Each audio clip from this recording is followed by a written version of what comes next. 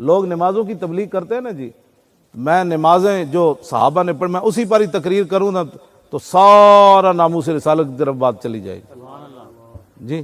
حضرت سلمہ بن اکوا، یہ وہ صحابی ہیں جو گھوڑے سے تیز دوڑتے تھے۔ حضرت یزید بن عبید کہتے ہیں یہ امام بخاری کی ثلاثی حدیث ہے، یعنی صرف 3 واسطے ہیں حضور سے۔ کسی محدث کی یہ حدیث ثلاثی جو ہے یہ بہت بڑا اعزاز ہے، امام بخاری کی یہ ثلاثی حدیث ہے۔ یزید بن عبید کہتے ہیں کہ میں صحابی رسول کے ساتھ جب بھی سلمہ بن اکوا کے ساتھ نماز پڑھنے کے لیے جاتا تو وہ اس ستون کے ساتھ کھڑے ہو کر نماز پڑھتے جہاں قرآن مجید رکھا ہوا تھا۔ تو میں نے پوچھا جی آپ جگہ ساری خالی ہوتی ہے، آپ اس انتظار میں رہتے ہیں کہ میں نے اس ستون کے سامنے نماز پڑھنی ہے، تو اس کی وجہ؟ تو آپ نے فرمایا کیا پوچھتے ہو، میں نے حضور کو اکثر یہاں نماز پڑھتے ہوئے دیکھا۔ شوق تیرا اگر نہ ہو میری نماز کا امام، کہتے میں نے حضور کو یہاں پڑھتے ہوئے دیکھا۔ یہ بخاری کی ثلاثی حدیث ہے، یہ کبھی سنی آپ نے؟ یار حق حضور کی شانیں چھپائی گئی۔ اتبان بن مالک کی آنکھیں کمزور ہو گئیں، یہ بھی بخاری میں ہے۔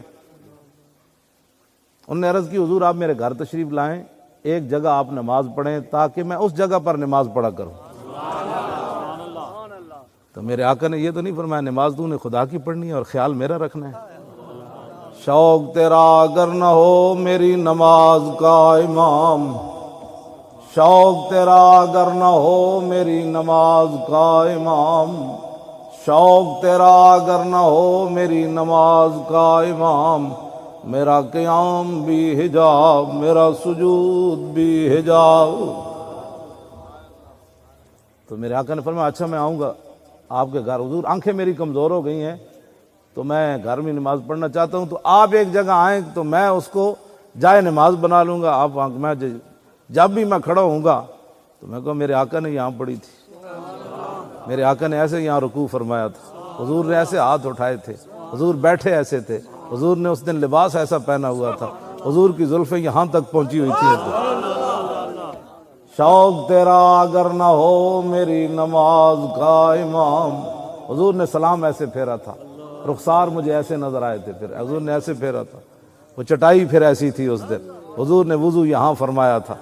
یہ ساری ادائیں تھیں جو حضور میں یاد کر کر کے نماز پڑھا کروں۔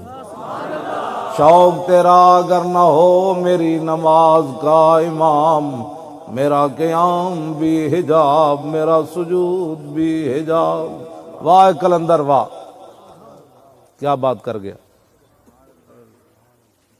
میرے آقا نے فرمایا میں آ رہا ہوں۔ حضرت اتبان بن مالک کہتے ہیں کہ میں نے دیکھا صبح صبح میرے آقا و مولا صدیق اکبر کو ساتھ لے کر میرے گھر آ گئے۔ کہنے لگے میرے پاس تو کوئی ایسی چیز نہیں تھی، ایک چٹائی تھی، میں نے اسے دھونا شروع کر دیا۔